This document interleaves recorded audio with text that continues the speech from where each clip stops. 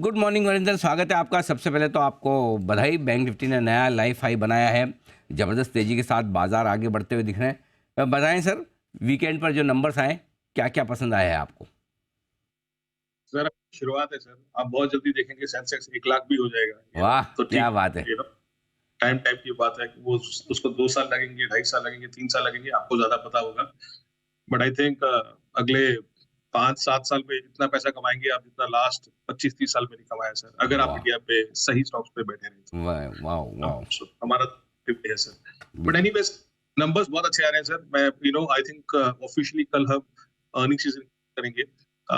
India हुआ, global हुआ, कहीं पे आपको नहीं दिख रहा कि कोई रिसेशन है, कोई नंबर्स गलत आ रहे हैं। The beautiful thing is sir कि अलग अलग सेक्टर्स पार्टिसिपेट कर रहे हैं। बैंक से लेके, फाइनेंशियल से लेके, इंडस्ट्रियल से लेके, फार्मा से लेके, यू आर सीइंग कि हाँ सब कहीं से नंबर अच्छे आ रहे हैं। एक कॉन कॉल हुआ था सर मदरसन सुमी का। I think it could be a dark horse, if people are inclined कि मुझे ग्लोबल रिकवरी वाला स्टॉक खेल रहा है, बिकॉज मेरे ख्याल में 2000 जो ये वाला साल होगा, 23-24 होगा, वहां पे आपको ग्लोबल रिकवरी दिखेगी। जो आई थिंक पहले दिन भी मैंने बोला था आपको कि हाँ भी कहाँ पे संकेत मिल रहे हैं। ऑलमोस्ट 40% उसका ऑर्डर बुक सर ईवी से हो गया है। और आई थिंक जिस तरीके से कमेंट्री आई है बहुत जबरदस्त आई है मदरसन की। So that would be one stock. Commentary बहुत जबरदस्त थी। भेल का number sir, I heard your commentary कि हाँ भी आपको वीक लगा, बट आई थिंक जितना स्ट्रीट ने सोचा था उससे नंबर्स अच्छे आए थे। So I am not as disappointed as भेल जितना आप हो। I think order inflow sir last 5 साल में सबसे हाईएस्ट है। It is almost 4 times sir. Outstanding जो बुक है, उसका ऑर्डर बुक है टू सेल्स इज 4 टाइम्स, मतलब बहुत बड़ी है सर। थर्मल में ना 5 साल के बाद ये रिवाइवल हो रहा है। और यहाँ पे एक ऐसी कंपनी है जहाँ पे डिफेंस हुआ, ग्रीन हाइड्रोजन हुआ, ये सारे के सारे ना वर्टिकल्स फायर करना चालू हो जाएंगे। अगर आप एस्टिमेट किसी का देखेंगे 25 का, तो अभी भी ये 10 टाइम के आसपास कंप्लीट ट्रेड करता है। I think slowly they are coming back to margin of 12%। Last quarter तो सिर्फ 3% था। अगर आप पावर और इंडस्ट्री का सेगमेंट देखेंगे, I think they did very very well. मतलब इंडस्ट्री देखिए सर, जो 950 करोड़ सेल्स करता था वो 1650 करोड़ करने लगा। जो लॉस मेकिंग था वो 20% पे आ गया। रेवेन्यू उसके 54% ऊपर है पावर सेगमेंट के। I think build it very very well, compare to what street expectations were. Otherwise, IFGL refractories again. Just see the different kind of sectors which are coming up. I think refractories में RHI has always done very very well as a market leader. But the stock is very expensive. 40 times के ऊपर stock होगा। But अभी आप देखिए sir, जो लगार्ड्स है, जैसे KSB था, तो KSB के साथ साथ अभी WPL के नंबर अच्छे आने लगे हैं। अगर RHI था, उसके साथ साथ IFGL के नंबर अच्छे आने लगे हैं। और किसी भी तरीके से देख लीजिए, एबिटा मार्जिन 13% हो गया, जो 10% थे। सेल्स ग्रोथ आया है, एबिटा ग्रोथ आया है, सब कुछ आया है, पर स्टॉक 15 टाइम पे ट्रेड कर रहा है सर बस। Maharashtra seamless, I know it's a cyclical business, तो इसलिए आपको पी हमेशा बहुत बहुत सस्ता दिखेगा। But I think in a very cyclical business also they have executed very very well. 12% margin जो वाइन वाई होते थे 20% हो गया, 18% क्वार्टर क्वार्टर थे। सेल्स ग्रोथ बहुत स्ट्रॉन्ग आया सर। ग्रॉस प्रॉफिट मार्जिन 36% है। स्टॉक अभी भी सस्ता है। ये एमडीएफ सेक्टर में सर सबने डरा दिया था सबको कि पता नहीं क्या हो जाएगा, इंपोर्ट्स बढ़ जाएंगे, ये हो जाएगा, वो हो जाएगा। I think some of the numbers coming in. Century Ply के नंबर्स बहुत अच्छे आए थे। ग्रीन लैम्प इंडस्ट्रीज के नंबर्स देखिए सर।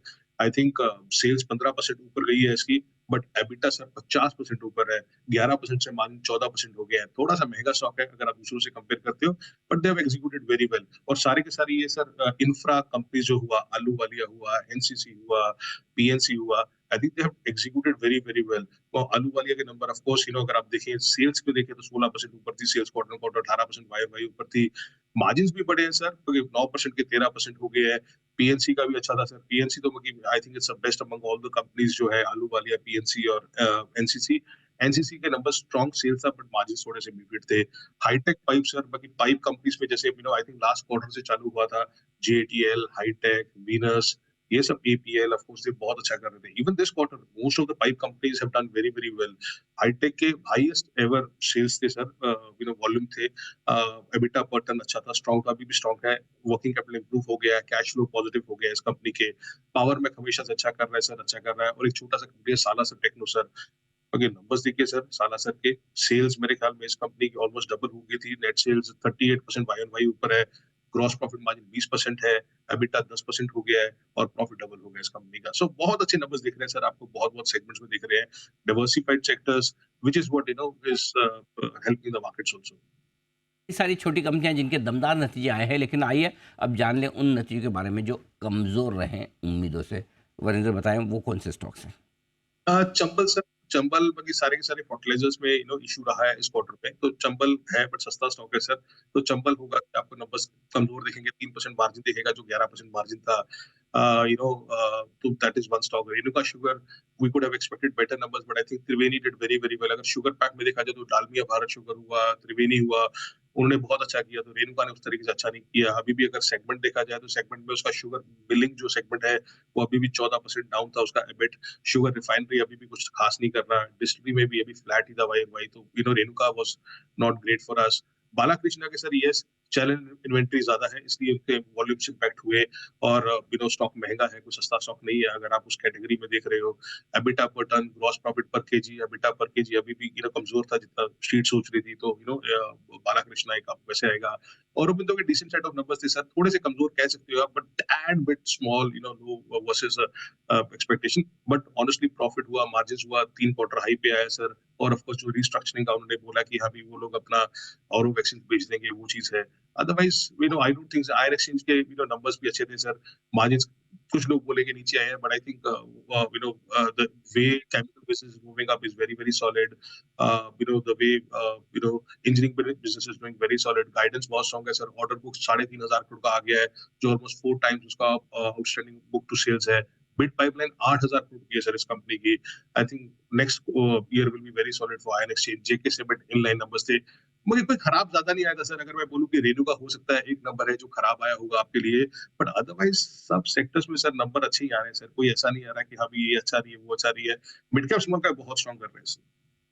तो मिड कैप स्मॉल कैप शेयरों में नंबर्स काफ़ी मजबूत आए और ये लिस्ट थी आपके लिए कमज़ोर और उम्मीद के मुताबिक नतीजों की। बहुत बहुत धन्यवाद वरिंदर, रिजल्ट्स का पूरा विश्लेषण हमारे दर्शकों को सामने रखने के लिए। कल सुबह आपसे होगी फिर मुलाकात। आज के लिए बहुत बहुत धन्यवाद।